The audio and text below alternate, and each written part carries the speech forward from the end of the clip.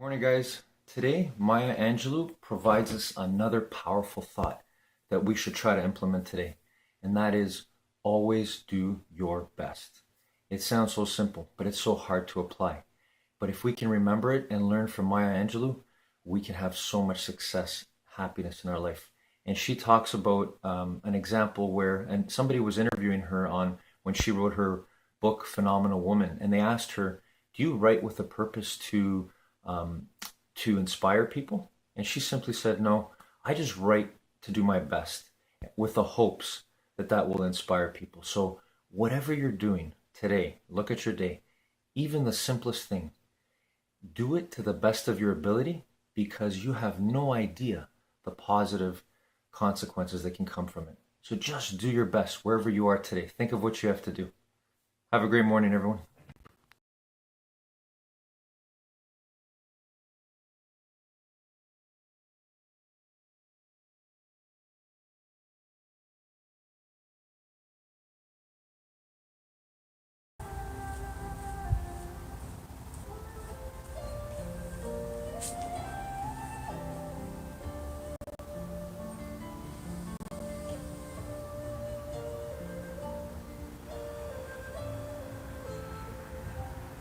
Feel the power of your determination taking control of your breathing.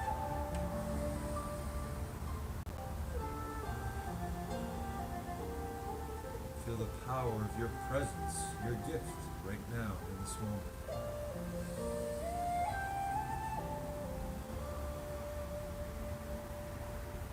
Now think about you doing your best today on all the exercises we do together in the gym of life.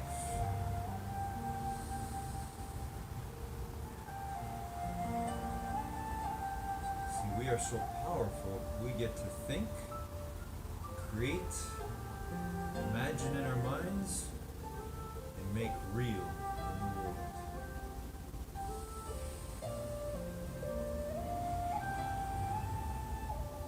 And that goes with everything. The way we do our exercises to the best of our ability is the same way we can do anything to the best of our ability.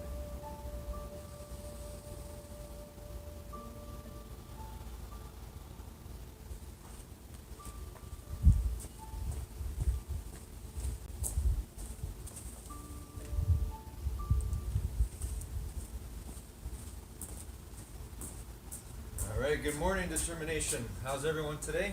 Here we are again, another day in the gym of life. Again, circumstances may not be ideal. Perhaps this is not exactly where we want to be right now, but we're going to make the best of it. So let's do this together. Here we go. When I say go, we're going to start jogging on the spot. Or if you want, you can simply do your best walk on the spot. Okay? Here we go together. And go.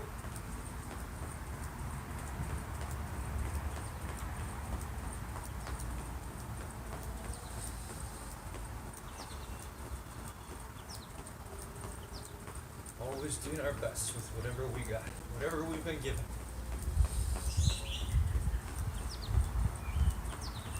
The gym of life is everywhere, never ends. Wherever you are, whatever you're doing, whatever your situation is, if you're here right now watching this video, we are together, we are united, mind and body.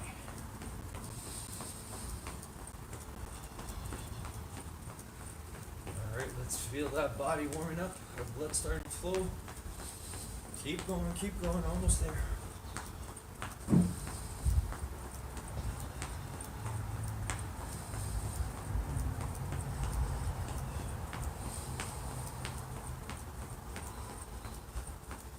And stop. Alright. Walking back and forth, side to side, within the space that you have, or simply walking on the spot if that's all the space you have.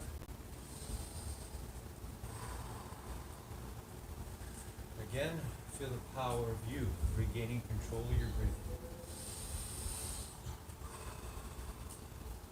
Showing your body who's boss. Showing your mind who's boss.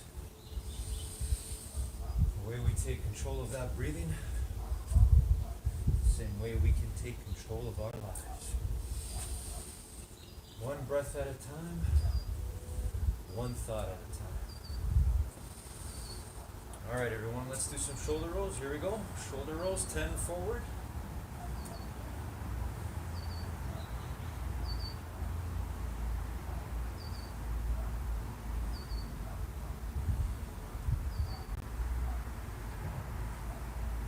And backwards.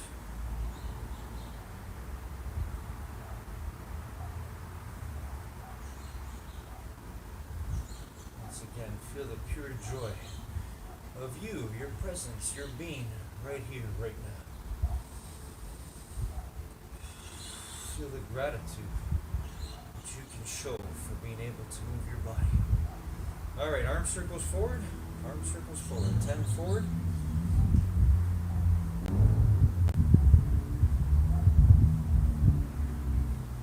And backwards.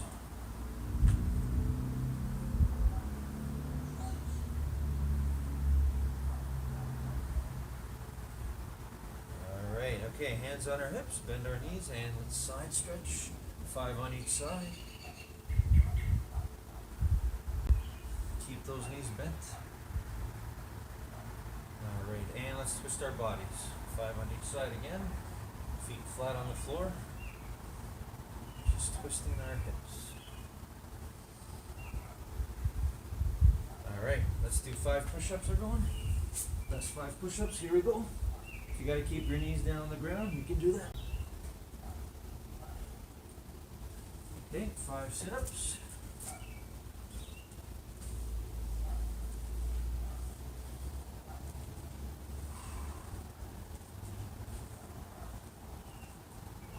All right, let's do 5 squats. Here we go. Best 5 squats ever. All the way down, all the way up. Good. All right, let's do lunges. 3 on each side. Arms out.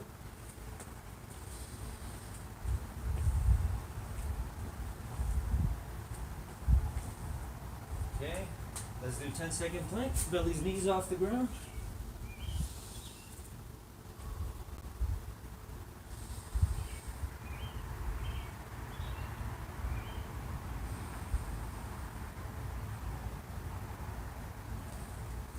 Good, everyone. Excellent. And stand up. And let's reach for the ceiling or the sky, wherever we are. Here we go. On your toes. Hold it for 10 seconds.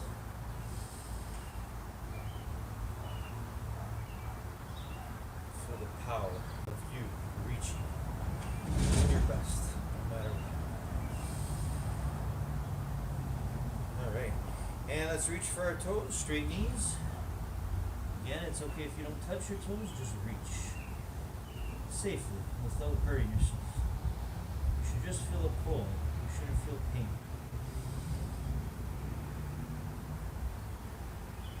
Okay, come on back up. And let's work on our balance. Grab one leg, find that balance, bend the other knee if you have to, and pull back your heel towards your bottom. Pull that thigh back. Hold it for 10 seconds. Feel the power of you finding your balance right now. And switch. The other one.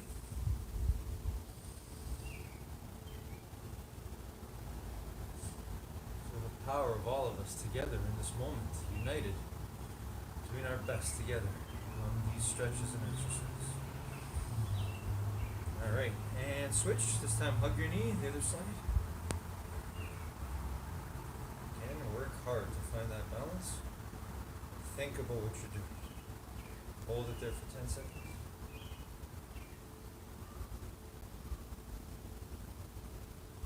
Okay, and switch the other one. Again, bend the other knee as you pull one up and hug the one knee.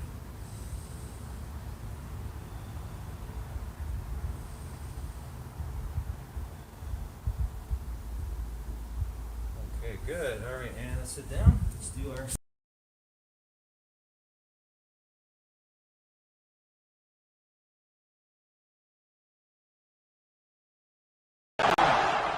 Higuain, Messi from outside here.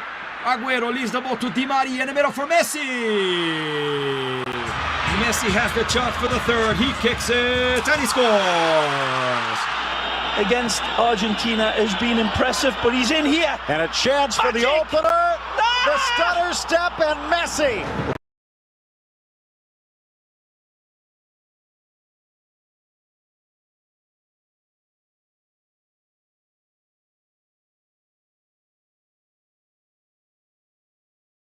People who love staying at home are not lazy or antisocial. They might have an actual psychological edge. Society celebrates the extroverted hustler who's always out there shaking hands. But here's the truth. Some of us genuinely thrive in the sanctuary of home. This isn't about fear or just shyness. It's a fundamental difference in how certain minds work, recharge, and find meaning. And if you ignore that difference, if you keep forcing yourself to fit into the extrovert mold, you'll burn out, you'll feel like an imposter, and you'll sabotage your potential. Think about it. If you believe loving home is a weakness, you'll never tap into the quiet superpowers that it actually gives you. You'll keep doubting yourself instead of using your natural strengths. You end up exhausted from trying to be someone that you're not, missing the brilliance and the creativity that happens when you embrace your own amazing style. So let's look at Sir Isaac Newton. In 1665, the Great Plague shut down his university, forcing him to stay home. So what did he do? He retreated to his family farm, a quiet space where his mind could wander uninterrupted. And in that 1 year of wonders, he developed calculus and the laws of gravity. A year stuck at home birthed ideas that changed the world. His solitude became his superpower, not some setback. There's no place like home when it comes to breakthroughs, and even science proves it. And I try to live that too. I mean, at a big event in LA I went to, was packed, VIP dinners, parties. I skipped the networking. Instead, I took a walk, went to Subway, grabbed a sandwich, and ate alone in the hotel lobby. Why? I'm an introvert. I don't like big group dinners. I like one-on-one stuff. Sitting there by myself, I filmed a video and I admitted that I needed just alone time to recharge, and that was okay. And I expected some backlash, but what I got was actually a lot of people supporting me. So many people that they said that they were relieved that they've been going through mixers and feeling like imposters and pretending to be extroverts when they saw something now real. And so your vulnerability can help flip that script. Being a homebody isn't something to hide. It can be a source of authenticity that others find inspiring. Now, you might be thinking, but if I love staying at home, am I missing out on opportunities? Don't I have to be out there hustling 24/7? And it sounds logical, but quality beats quantity. If you force endless networking when your heart screams for quiet, you'll never bring your A game. You'll show up drained, a second-rate version of yourself. So instead, imagine leveraging your love of home as your strength. And you prepare in peace. You think deeper. You come up with better ideas. And then when you do step out, you can hit the world with clarity and purpose. You don't need to be everywhere. You just need to be fully present when it matters. The world doesn't need another fake extrovert. It needs you, operating at 100% awesomeness. So how do you make the most of this stay-at-home superpower? Let's break down the psychology of people who love staying at home and how you can use those traits to win in life and in business. Get ready to see why your quiet, home-loving nature might be the best thing that ever happened to your entrepreneurial journey. Now, if you've been here before, drop a hashtag Believe in the comments below so I can feature you here in a future video. And if you're new, welcome to Believe Nation, the only channel that helps you believe in yourself daily, one video at a time. Believe.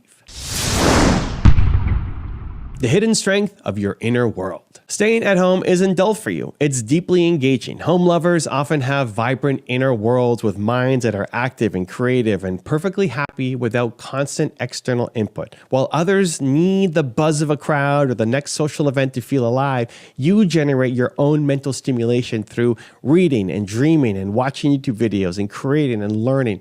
And that rich inner life, that's actually a goldmine for entrepreneurs. It means you can dive into more complex problems or creative projects solo and make some major serious progress. You're like a scientist in a lab or a writer in a cabin. That's your element. In fact, psychologists have noted how solitude sparks creativity. Ever notice your best aha ideas come in the shower or on a quiet walk? That's because solitude lets your mind wander and tap into your brain's default mode network, the part that connects dots and spawns insights. Research even shows introverts are more likely to hit a flow state when they're alone. So that time you you spend happily at home, lost in thought, that's not a liability. It's actually how you create innovation.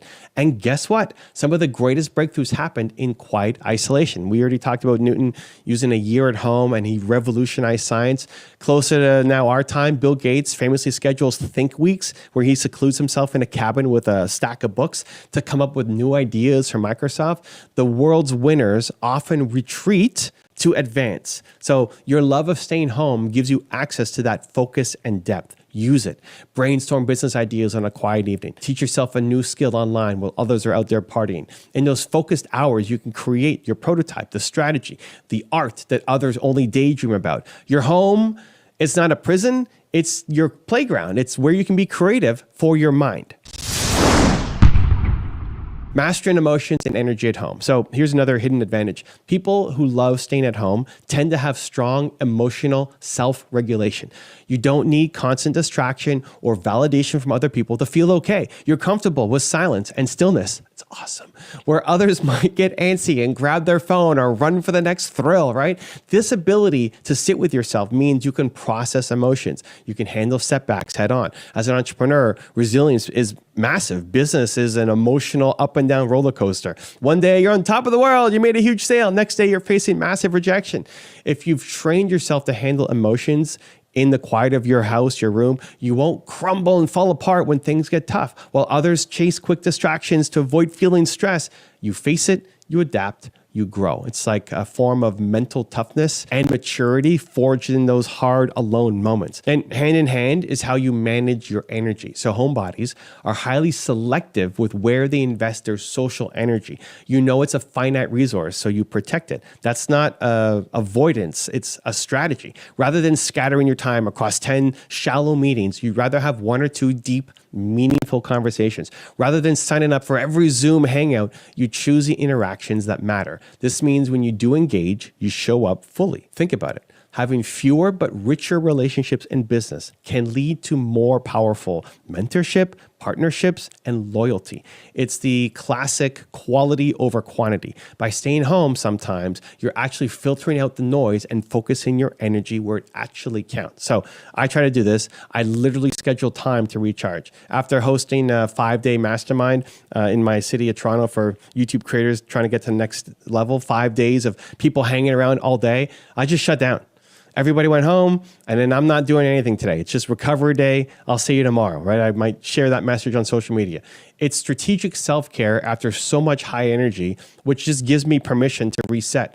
And that recovery day is not lazy. It's just necessary for me to come back stronger. So give yourself that grace. Use your home time to replenish. When you feel your battery is draining out, cancel that unnecessary meeting and spend an hour alone to just think or just relax. Protect your energy like it's a precious asset, because for you, it actually is the making up of what will make you great.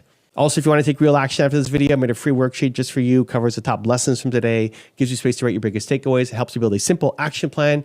It's 100% free. Just click the link in the description and go grab it. I'll see you there.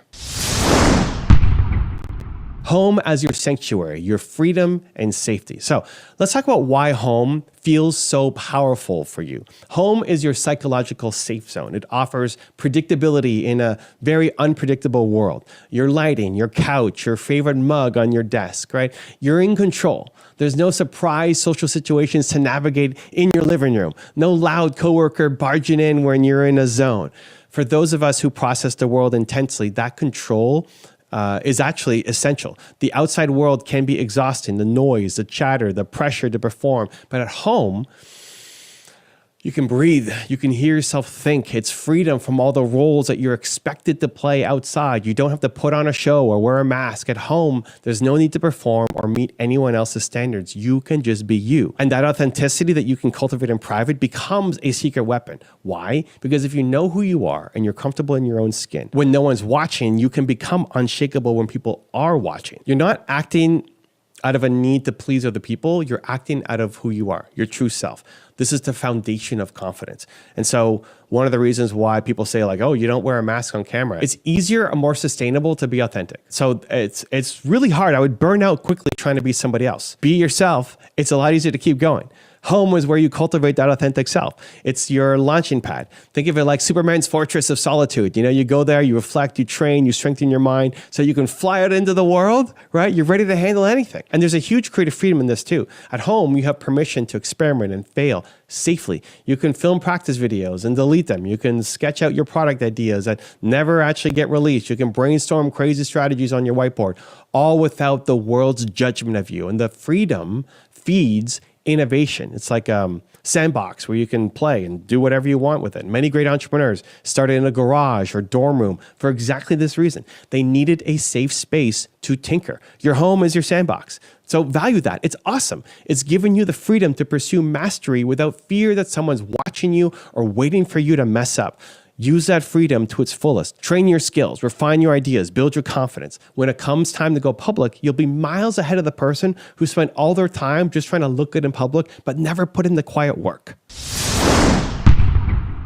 The power of observation and reflection. So people who love staying at home often prefer to watch and listen rather than steal the spotlight. So you might feel more like an observer than a performer. And guess what? That's an awesome advantage. Observers catch details, they catch patterns, insights that loud performers they miss. And as an entrepreneur, being able to truly listen to customers or observe gaps in the market, that is a superpower. Research backs this up. Studies have found that introverts tend to be better listeners, they're more observant, and they're more reflective thinkers. Those traits are critical for innovation. They help you see what others don't see to solve the problems that others aren't even noticing. While the extroverts are out there busy talking, you're taking notes. You're understanding what's really going on. And your tendency to step back means you often think before you speak or act. And that reflective nature can save you from impulsive mistakes.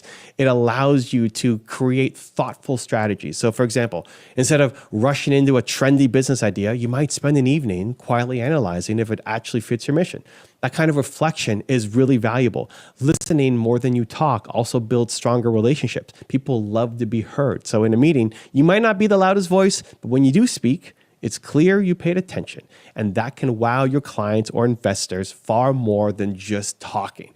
Your calm, observant demeanor can become part of your leadership style. The leader who doesn't need to dominate the room, but whose words carry weight because everyone knows this person sees things. So I share how at networking events, I sometimes feel out of place next to big personalities, wondering why anyone would want to listen to me. But over time, I realized that introverts, we can be leaders too, by serving and listening, not necessarily by being the loudest. I'm not going to win by being the loudest. So I found other ways to win, like making one meaningful connection at an event instead of working the entire room. Remember, you don't have to change your stripes, right, to be successful. You just double down on the strengths that come with being a quieter, more observant person, right? Your depth, your thoughtfulness, your ability to spot things, see things, those give you a competitive advantage. The world has plenty of talkers, right? It needs more doers and thinkers. That's you. Busting myths about homebodies. So let's shatter some of the myths that might be creeping in your mind or the peanut gallery around you and set the record straight about homebodies.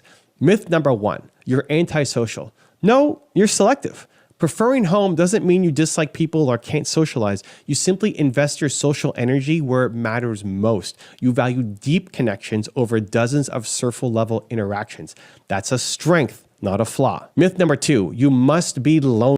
Wrong. Solitude and loneliness are completely different. Being alone by choice can be joyful and energizing. You actually enjoy your own company. It's a time to think, to create, to relax. As the famous saying goes, loneliness is being alone and not liking it. Solitude is being alone and loving it. You've mastered the art of solitude and it makes you happy, not sad. Myth number 3, you're missing out on life. So this one is really common. Society might whisper that if you're not out at every party or every networking event, that you're not living fully. But that's a cultural bias. It's not actually reality. You're not missing out. You're diving in, just in a different way. While others are chasing new experiences out there, you're finding meaning in the experiences that you are choosing to have. Life isn't about checking off a FOMO list. It's about fulfillment. And you've discovered that a quiet evening, working on your dream on a Sunday night, recharging your spirit is deeply fulfilling. In fact, this trait, the preference for staying home, is becoming more common and more understood. Modern life can be so full of noise and burnout that a lot of people are realizing that constant activity is not the answer. Choosing a night in to read, to think, or just rest is now seen as a smart move for mental health and happiness. So you're ahead of the curve if you're on this. You're not weird for loving your home. In many ways, you're actually really smart.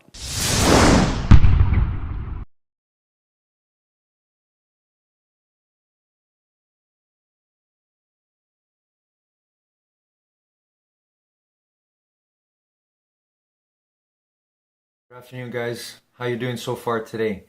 Are you trying your best to be the best you can be in anything you're doing?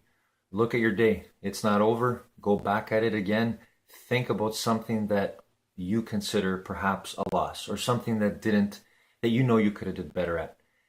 Go back to the thinking that was involved in that. And now remember the two greatest tools you have always at your disposal: your belief in yourself and your determination.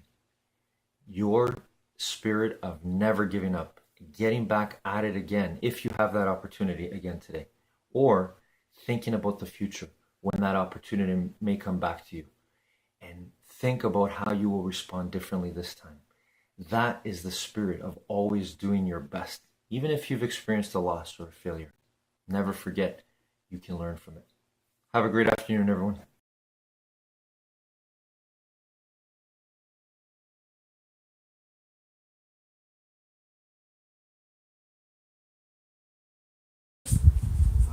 V-shaped stretch by reaching for the floor as far away from your body as you can. Hold it for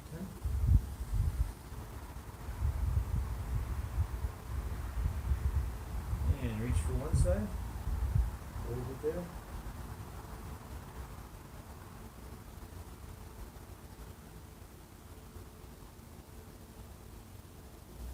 And switch to the other side.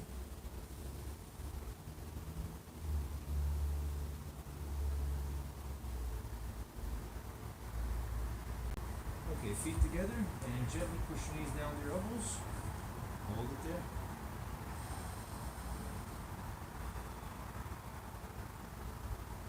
Again, enjoy fully the process of what we're doing. Working on our bodies and working on our minds. In every stretch, every movement, every thought. Okay, one leg forward, one leg back. Keep the knee on the ground, go as far back as you can.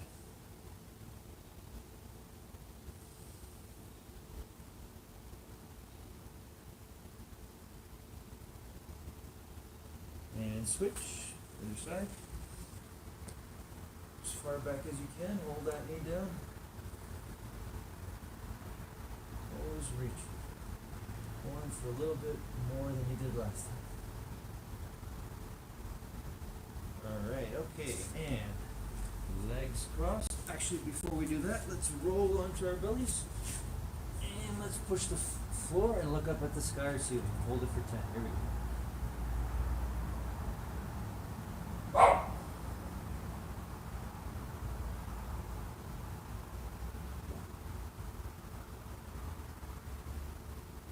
Alright, and now legs crossed, back straight, eyes closed. Focused on our breathing. Tapping into that power. That power to see first in your mind what you want to bring out into the world. That's our determination, our greatest power ever. Always available to us.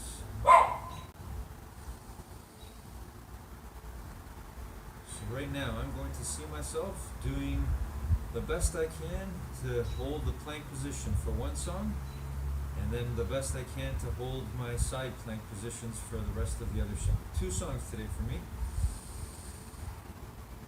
What about you? What are you going to see in your mind? What exercise are you going to visualize right now? You visualize yourself doing your best dance, your best jog, your best squats, your best sit-ups, your best jumping jacks, whatever it is. See in your mind right now before you bring it out into the world.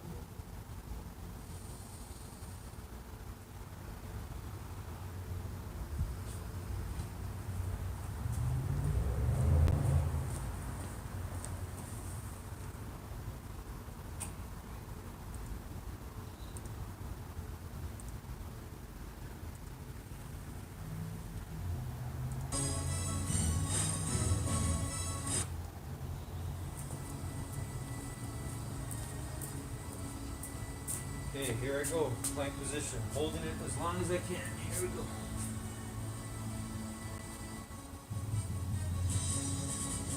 What about you? What are you working on right now?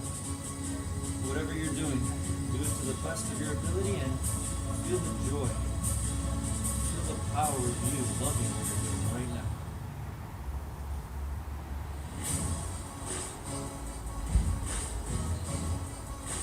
That's why I love the gym of life. It goes wherever we go. Whether we're at school, whether we're at work, at home, we have that power. We have that power to control our minds, to do our best on whatever it is we're doing. Whether it's a plank, whether it's sitting down, your legs crossed, your back straight, meditating, whether it's reading a book, whether it's being your best, kind to your friends, your family, do it with everything you got. Every part of your being. You were born to do that. No matter what's going on around you, you control what goes on inside your mind, and therefore what goes on in your body.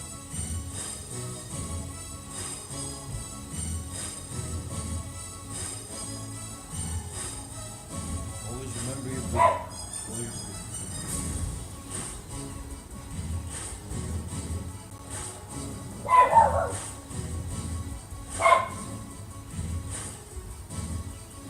I love the joy of feeling that moment when it comes, when my body wants to quit, when the discomfort is getting to be too much. And then I stand in that space, and I get to determine it. I get to choose. I get to make the winning choice. That's determination. To keep going as much as I can, a little bit more than last time. I feel my muscles achy, trembling. But I get to choose. No, I get to determine. I get to make the winning choice of not giving up, no matter what. And if I do choose and lose, I give up, I get to come back again and again, every single time. It's the same power you have. We all have.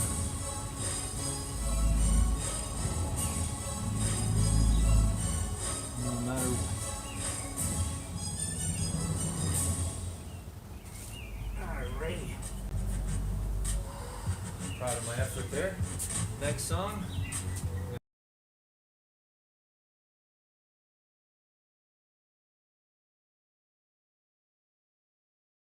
Press are saying here is due on Sunday. He might celebrate that with a goal, and he does. My goodness. Oh, that's Fabregas. Messi, too quick, too good. Messi, talking of turns, left Marchena for dead. It's Leo Messi. Oh, it's another hat-trick. Here's that.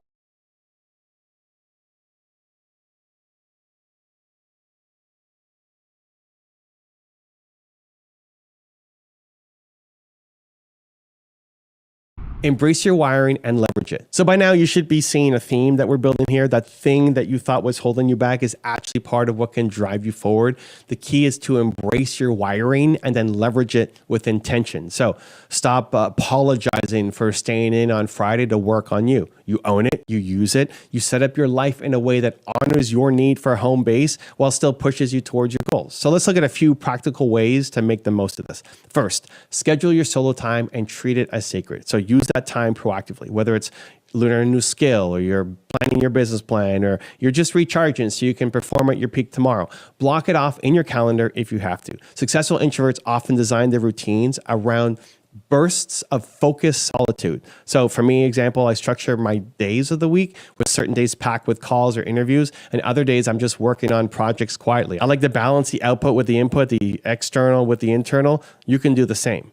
Second, when you do go into high social situations, go with a purpose and a plan.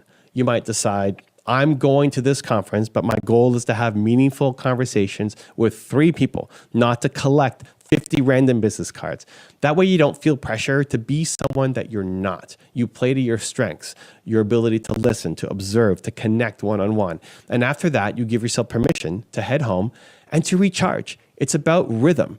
Engage with the world, then retreat and refuel. Like a boxer coming back to their corner between rounds, right? That's you with your home. And a pro tip, when you're out of your comfort zone, reframe it as service or learning. So I'll still feel anxious before big speaking days, but I remind myself, why am I doing this? Why am I making this video right now? To serve, to reach people, and that pushes me through the discomfort. So you can borrow that mindset. I'll step out of my cozy zone, not because I have to fake it, but because I have something valuable to share. And then I'll go recharge. Cool. Third, double down on those solo strengths in your business. If you're great at writing but hate big meetings, maybe you will shine by creating amazing blog content or video scripts from home that attract clients to you. If you're a product builder who hates networking, put more energy into building an awesome product in your garage. Let the results speak for themselves. There are many different paths of success. Carve one that aligns with who you are. As long as you're delivering value, people won't care how you get there or how many nights you spent at home doing it. They'll just see the results, and the results will be better because you built them from a place of authenticity and strength. And remember, your identity is not a limitation, it's an advantage. So shift the story that you tell about yourself, that I'm just a homebody, to I'm a focused, introspective powerhouse. See the difference?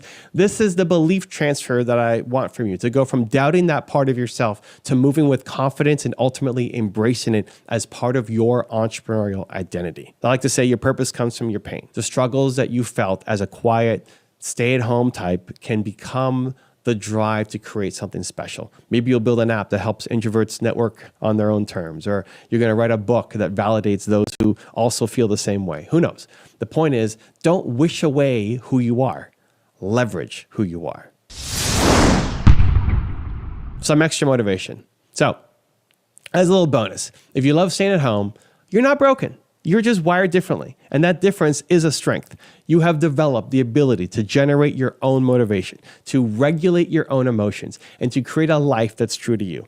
In a world that never stops demanding more noise, you found clarity in the quiet. That is something to celebrate. So the next time someone implies that you're missing out or you catch yourself feeling guilty for not getting out more, I want you to remember what we talked about here today. You have an edge that most people don't understand. Use it. The quiet ones are often the ones changing the game behind the scenes. So it's time to fully step into your identity as a home-loving achiever. No more doubt. From now on, carry your head high. This is who I am, and it's my superpower. Move forward with that confidence. And yes, push yourself when your mission requires it, but know that your strength comes from staying grounded in your zone.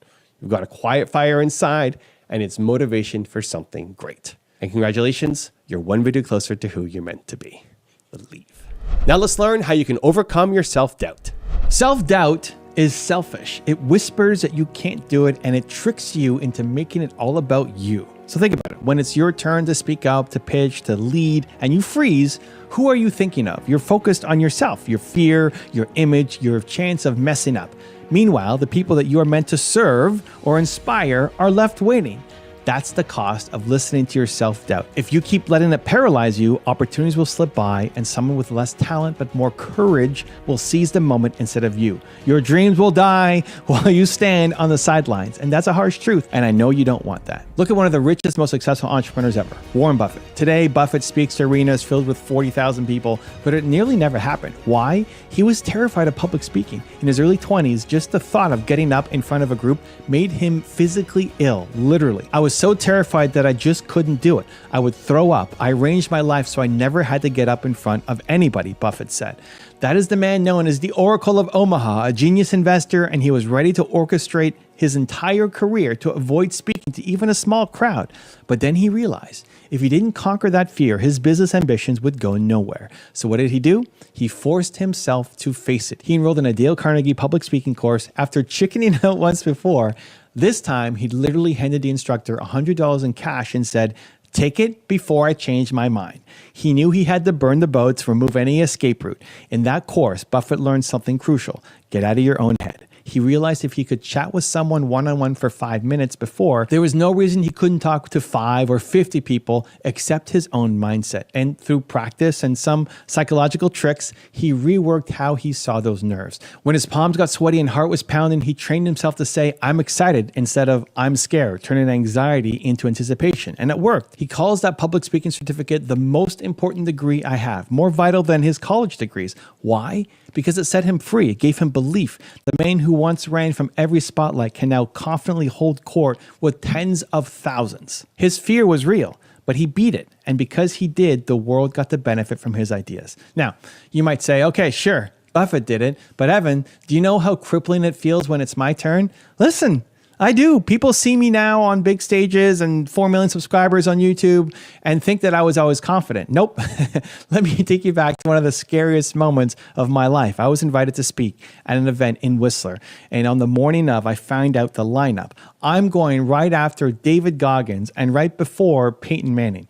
Goggins may be the most intense human on the planet, you know, the guy who runs on broken legs and inspires millions with his toughness. And Manning, one of the greatest quarterbacks of all time, a literal living legend. And then me. In the middle, I'm reading that schedule and my heart stops. Imposter syndrome slams into me like a truck. I thought, what the heck can I possibly say? Why did they put me here? In that instant, I wanted to disappear. My confidence completely froze up. But this is my chance to shine. And every fiber of my being was saying, you don't belong on this stage. Maybe you should just get sick. Skip out. It was that bad, that the exact kind of panic you feel when it's your turn and you're convinced that you can't do it. So how did I get out there and speak? I did 2 things. First, I flipped from selfishness to service. I literally told myself, why are you here? Not for your ego, you're here to help. There are people in that audience that need to hear from you. There's something that I can share that even David Goggins or Peyton Manning can't. Peyton knows football, but Peyton doesn't know YouTube. I do. I have unique value I can give to these people. I shifted focus off of me and onto them. So even if I wasn't the most famous name on the stage, I was there for a reason, to serve. Second, I refuse to run. This is a personal rule of mine. If something is scary, difficult, hard, and that's the only reason I want to say no, then I have to say yes. I don't want to be the person who runs some hard things. So in that Whistler moment, I asked myself, Evan, are you proud of the reason you're about to back out? And the answer was no. Feeling scared is not a good enough reason. So I squared my shoulders and I walked out on that stage, still shaking, but determined to give as much value as I could. Was I as intense as Goggins or as famous as Manning? No, but I poured everything into serving that audience and it went great. People came up to me afterwards and said my message hit them hard and it was exactly what they needed. If I had let my self-doubt win, I would have robbed those people of a message that could have helped them. And I would have robbed myself of a massive growth experience. Now, I got this question from one of our subscribers, Mr. Ballroom, who asked, when it comes to my turn, I get very, very worried. I feel like I can't do anything. That comment hit me because that was me before and it was Buffett and it was so many of us. Now, you might be feeling the same way right now. Your big opportunity comes, all eyes are on you, and suddenly you're trembling, your mind goes blank, you're convinced you're going to fail or look foolish. You feel like you literally can't do anything. But that feeling is a liar. It's not that you can't do anything. It's that you haven't done it yet. You haven't learned the tools to push through that wall of fear. And that's what we're going to change right now in this video. Strategy number 1, do it because you're scared. The push. The first strategy is to use fear as your signal to act, not retreat. When your brain says, this is scary, maybe we should back out, you're going to tell yourself the opposite. Make it a habit. If the only reason you're hesitant is fear, then that is your green light. You go. No excuses. Why? Because every time you do the thing you're afraid to do, you teach yourself that fear doesn't control you. You control you. It's like a muscle. You build confidence by doing. Remember Buffett? He knew if he didn't sign up for that class, his fear would win. He had to do the scary thing or live a smaller life. He chose to do it. And each speech, he got a tiny bit better. By the end of the course, he wasn't throwing up anymore. He was actually pretty good as a speaker. But it only happened because he took action while still scared. Stop waiting to not be afraid. That's not how it works. Action is the antidote to fear. When you do the thing, you get evidence that your fear was exaggerated or just plain false. Even if you stumble, you survive it and realize, hey, that wasn't the end of the world. I'm stronger than I thought. Each win builds your identity flee just a little bit more. You become someone who faces things, not someone who flees. And that shift in mindset is everything. Now, I'm not saying go in blind. Preparation is great, but don't over prepare as an excuse to never actually do the thing. You have to step onto the court and get in the game to get better at the game. Practice under pressure if you can. Science shows that practicing in conditions similar to the real performance improves your success in high pressure situations. So rehearse your speech with a few friends as audience. Simulate that pitch in a setting that feels more real. You'll train your nerves to handle the pressure, the heat. The more you put yourself in game time situations, the more normal it becomes and the less scary it is. You think I magically stopped being afraid of big stages after Whistler? No, I stayed scared, but I kept speaking on more stages. Every new rep, I was a little less shaky, a little more confident. I went on to a 23 city speaking tour to purposely push my comfort zone. We did 23 cities in 90 days. I even fainted in Denver and broke my neck, and I still kept going. Why? Because I asked myself, am I proud of the reason to stop? And the answer was no. I wasn't going to quit just because it got hard. I put on my neck brace. This is a true story. It still sits there on my shelf there. I put on my neck brace and I continued to tour. You don't need to break your neck like I did. Please don't. But you do need that level of resolve. If fear is the only thing holding you back, then there is no way in hell that you're going to let fear win. Make that your mindset. Strategy number 2, focus on service, not yourself, the hug. This is the flip side of the coin. Your doubt loves to make you the star of a horror movie in your mind. The spotlight's on you when you're getting booed and laughed at, exposed. It's all me, me, me. It's time to get out of your head and put the spotlight where it belongs, on the people that you are serving. So here's what I do whenever I feel those nerves. I find one person to help. I'll literally meet someone in the audience beforehand or imagine a viewer who's struggling, and I lock in on being useful to that one person. I ask myself, why are you getting on this stage at this meeting, on this video? The answer is never for my big ego, right? The answer is to help. You have knowledge, experience, energy that can change someone's life or at least change their day. That's why you're here. Even if you're just pitching your startup to investors, don't think of it as I need their money and I'm begging. No, think I have an opportunity that's going to make their money grow and make customer lives better. I am here to give them a gift. See the difference? Now you're coming from a place of service and value, not insecurity and weakness. Evan Carmichael on stage in full ego mode is a disaster.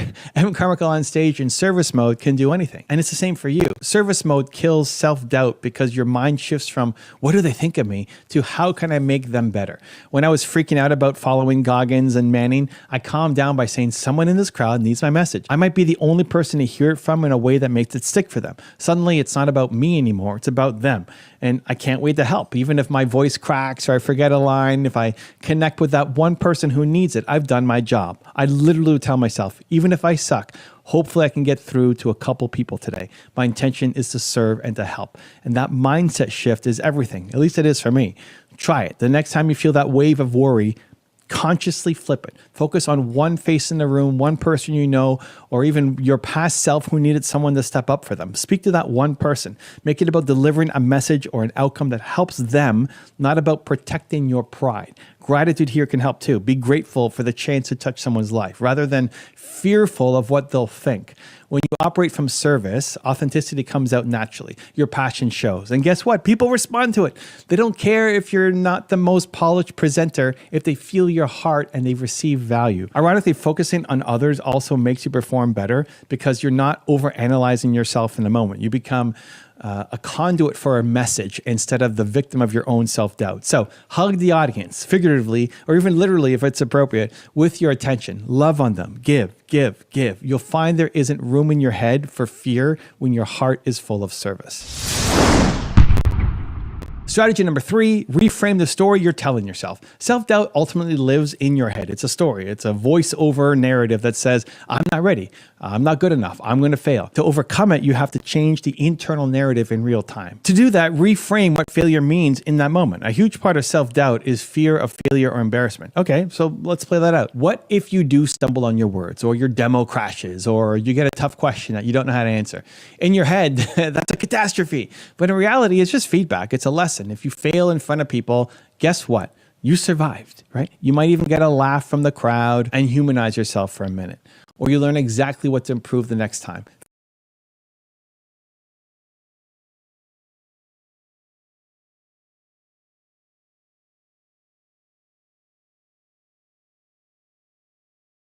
Good evening, guys. How did it go today? Were you able to do your best? If you were, that's a victory, no matter what, even if you didn't get the win that you were looking for. I want to share with you a personal story. One of my greatest challenges, and I think it's a challenge for all of us, is to really seek to understand the other person that I'm trying to help and do my best with. And I want to share an example with my relationship with my wife. The other day, as you know, I'm excited and I try to apply the things that I'm trying to talk about and learn about every day. And so I asked my wife at the end of the night when we were exhausted and ready to go to bed, I said, honey, what's one thing you love about yourself? So thinking that, okay, we can create some conversation. You know, we haven't really spent much time together. It's so busy. And she just turned to me and said, that's not what I want to talk about now. And then it reminded me, I thought, okay, I got to get into what is going on in the other person's heart and mind, not just my own. So let's learn from that. Have a great evening, everyone.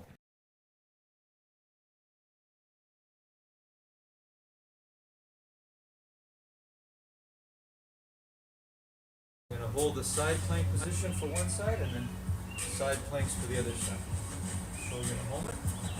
How about you? You proud of your effort so far? Keep going, everybody. Keep going. Keep moving. Moving is winning. Doing our best is winning. Wherever we are, whatever we're doing. That's the gym of life. Here we go.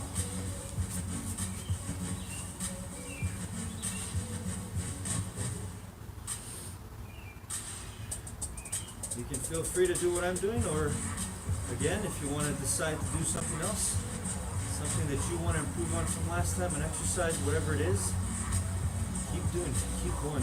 Do your best. Try to do a little bit better than last time. That's your determination. You get to use it wherever you go, wherever you are.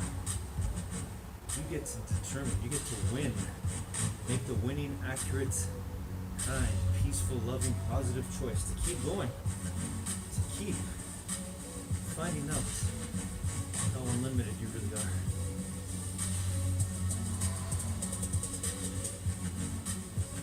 So I'm just trying to hold my my body in a plank position with my one elbow down, other arm on the side of my body, and I'm trying to make sure that I'm lifted off the ground.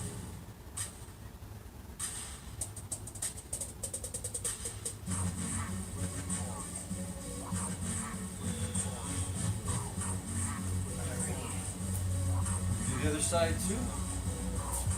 That'll be my exercise for today. How about you? Keep going, whatever you're doing. If you're dancing, you're doing jumping jacks, doing push-ups, sit-ups, squats, whatever it is, keep going. Right, other side now. Try to hold it for the duration of the song. If not, I'm going to keep going. Even if I fall down or stop. Get right back up and keep going. Always do my best. Always seeking and striving for my best. For our best.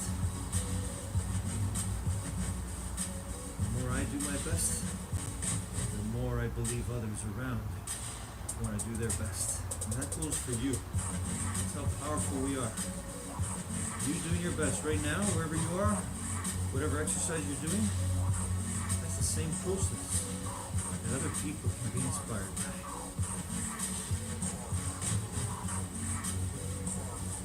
It's really simple.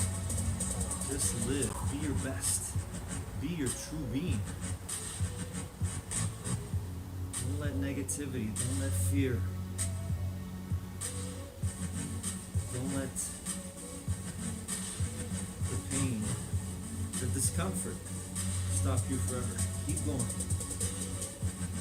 Find out your pure joy, your happiness. All through your body and your mind, together as one.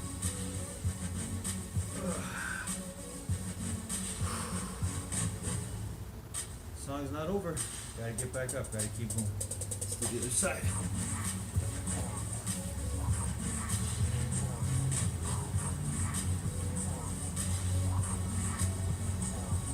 You too. Keep going until the music stops. Don't stop. Keep going. All right. Excellent job.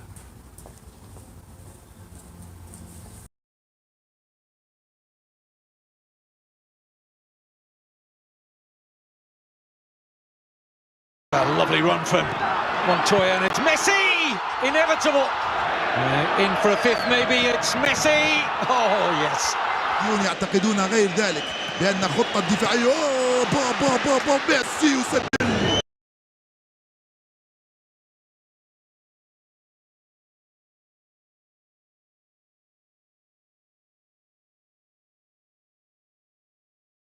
Failure feels like it's final, like you're dying, but that's just your ego talking. It's actually growth. I recently did an interview with an entrepreneur named Alvin that fell apart due to tech issues, but it became one of the best stories and confidence builders. Why? Because we owned it instead of running. I told him the easiest thing to do was to not post it. This was an interview that he had tech issues. He was in an Airbnb. He was losing connection every 5 minutes. He would come in, ask the question, and then freeze, and I would answer the question, and then we just pretty horrible experience.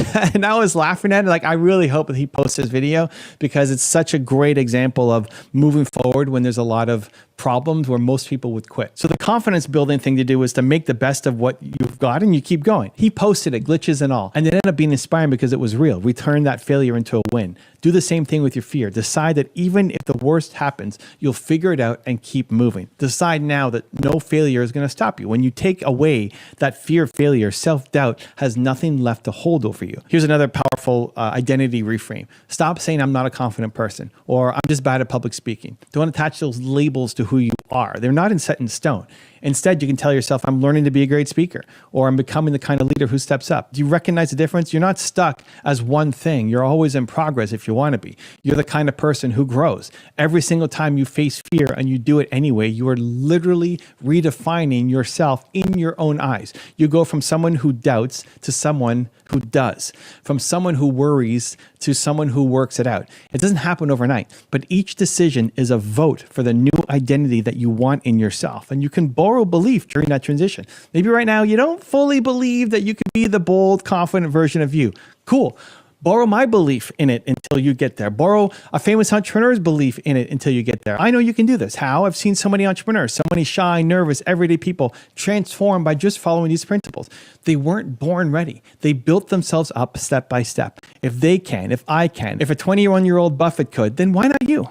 Why not you? There is zero reason why you can't be the person who shines when it becomes your turn. So the next time that spotlight hits you and you feel the nerves, you'll remember this. Self-doubt is not invited to this party. You will push through fear by taking action. You will focus on serving. You will flip those nerves and excitement into growth. That's your new story. Not that you can't do anything when it's your turn, but that you show up even when it's hard, especially when it's hard, because that's who you are becoming, a leader who leads, a speaker who speaks, a doer who does. You can do this. In fact, you're going to do this. Starting now. You're here right now, working on yourself, and that already sets you apart from the masses. So I want to acknowledge you for showing up and doing the work to conquer your self-doubt. Now let's learn why momentum beats motivation. Motivation is overrated. Momentum beats motivation every single time. We are told to find your motivation before taking action, but if you keep waiting for some lightning bolt of inspiration to strike, you'll waste days, months, even years, and nothing will change. You'll watch your goals slip further away as you sit there hoping to feel ready.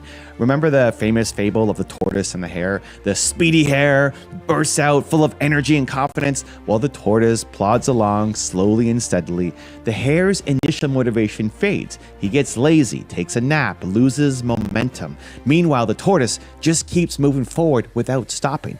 And who wins? The slow, steady tortoise. Slow and steady wins the race. In other words, consistent momentum beats spurts of motivation. I learned this firsthand in my own life. I'm an introvert who actually hates being on camera. And every Thursday morning, I wake up nervous for the day ahead. Thursday is my day for public interviews and podcasts, and basically an introvert's nightmare. Every bone in my body wants to cancel and hide, but I committed to it, so I show up even without motivation. And you know what? Once I get started, it's amazing. Every single time, 5 minutes in, I'm energized and in my groove, and that momentum carries me through the entire day.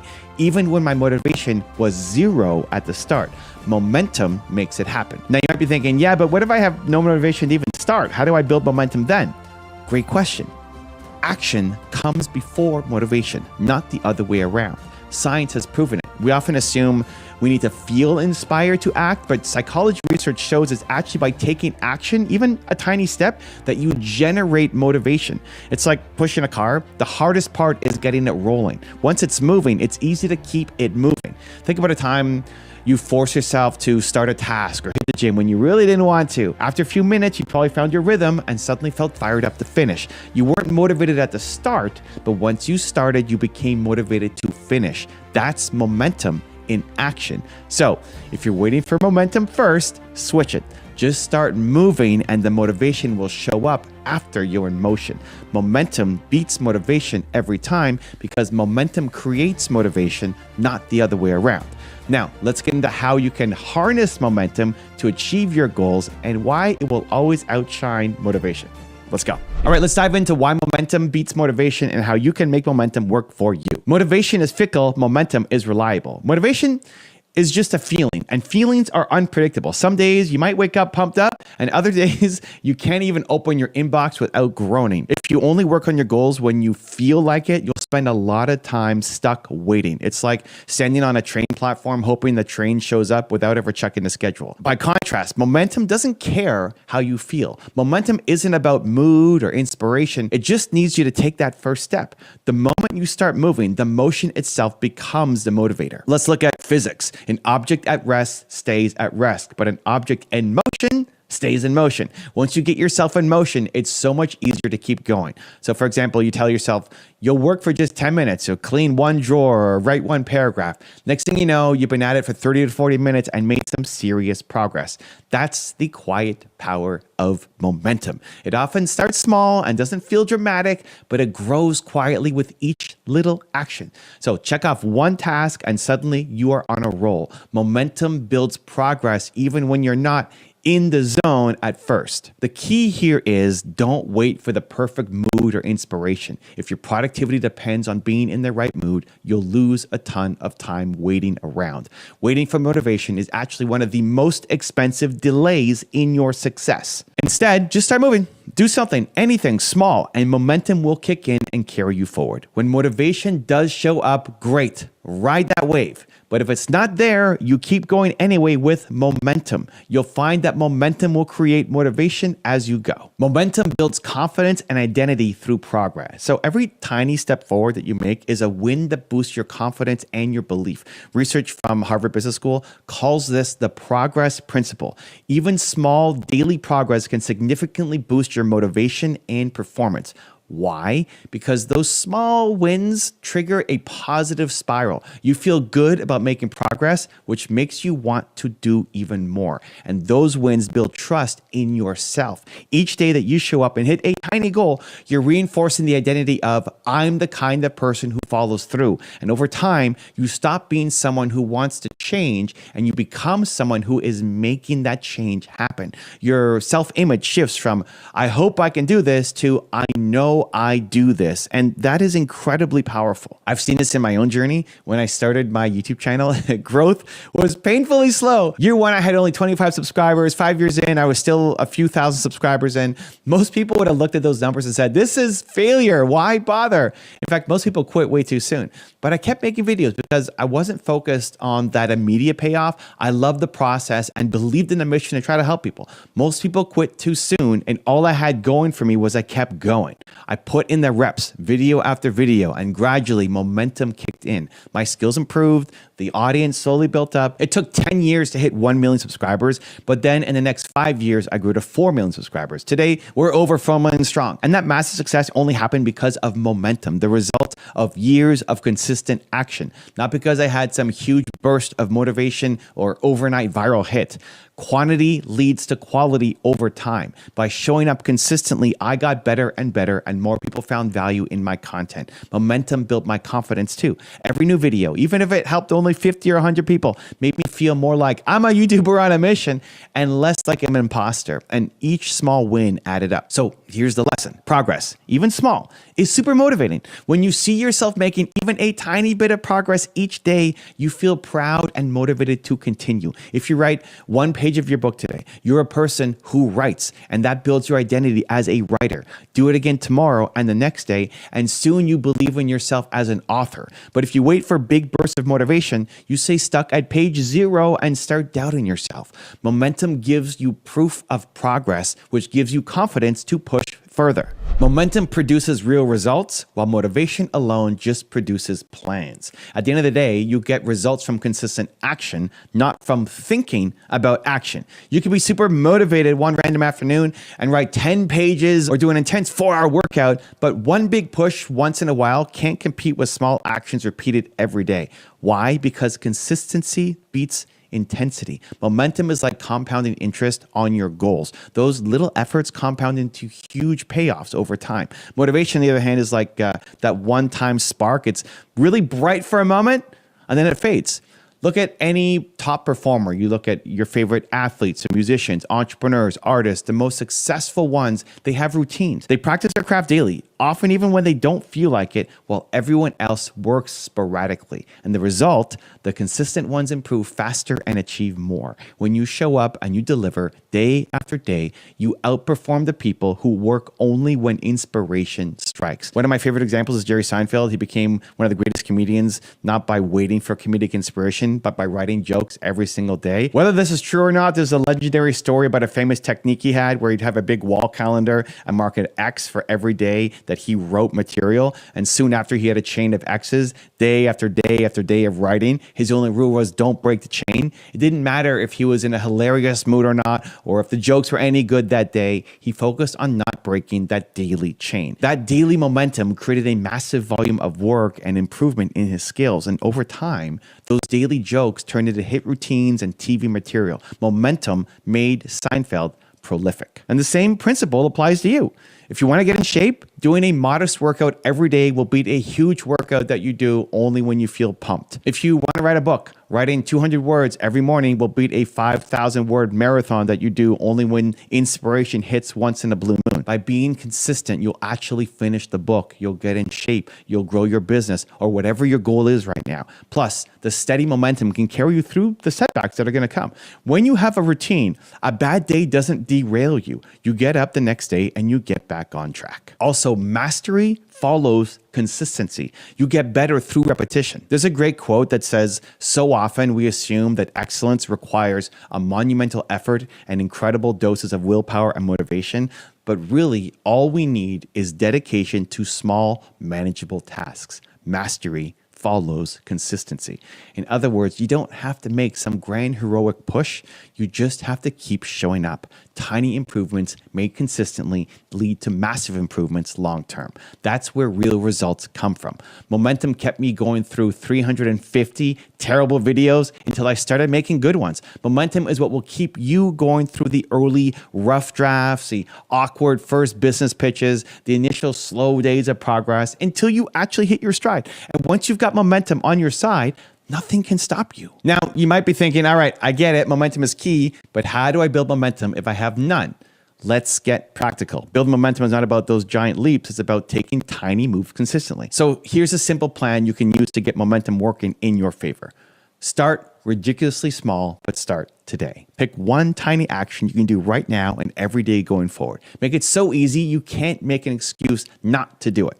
If you want to write, commit to writing for just 5 minutes a day or one sentence, something that is laughably small. If you want to get fit, start with 10 push-ups or a 5-minute walk. The key is to begin, because beginning is where momentum lives. Next, use a trigger or routine. Choose a consistent time or situation to do your tiny action. So for example, always right after you brush your teeth in the morning, you write your first sentence. Or every day at 7 a.m., you go out the door for that walk. A routine cue helps your brain associate that moment with go time. It takes the thinking out of it and makes starting more automatic. Next, track your streak. Use a visual tracker. It could be a simple calendar or habit tracking app, and mark each day you complete your tiny action. Seeing a chain of days build up is incredibly satisfying and reinforces your new identity as someone who shows up consistently. Try the Seinfeld technique. Put an X on each day you do it and aim to keep the chain going. And that little visual motivator can push you to not break the streak. Next, remove friction. Make it as easy as possible to start your task each day. Set your workout clothes the night before. Keep the guitar in the middle of the room if you're learning to play. Close the social media tabs on your computer. Fewer obstacles mean fewer excuses. Momentum loves a clear runway. So set yourself up so starting your action is effortless. These steps might sound almost too easy, but that's exactly the point. Momentum starts with small, easy wins. When you do this, you'll notice something amazing. On the days you really don't feel like it, if you at least do your tiny action, you'll often end up doing more. You'll just write one sentence and end up writing the whole page. You'll plan to do 5 minutes of exercise and end up doing 15. But even if you only do the tiny action, you've kept the momentum alive. One day's bare minimum might not feel like much, but keeping the chain unbroken is what keeps your momentum alive. And that momentum is gold. By following this approach, momentum will become a habit. You won't need to psych yourself up with big motivational speeches each day. The habit will carry you. You'll become a person who just does the thing daily. And that identity and routine will carry you farther than motivation ever could. For 26 years of brutally honest business advice, check the video right there next to me. I think you'll love it. Continue to believe, and I'll see you there. Most of what you've been taught about success is designed to keep you safe, not to 10x your life. Over the next 3 hours, we are stripping away the theories and looking at the raw, unfiltered reality of what it takes to build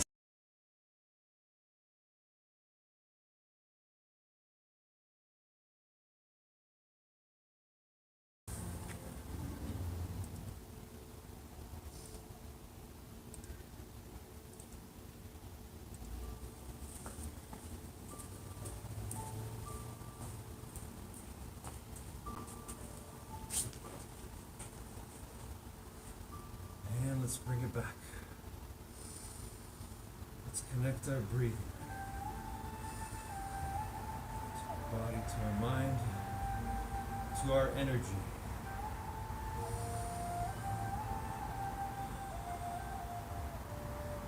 To our energy of determination. That's right. We determine. We don't choose and lose, give up, believe lies, give in to fear. We don't do that. We don't give in to anxiety, stress, things that are not the truth of who we are.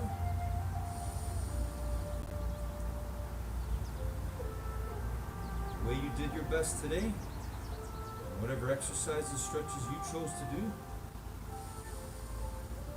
it's the same process you get to use here, now, and wherever you go.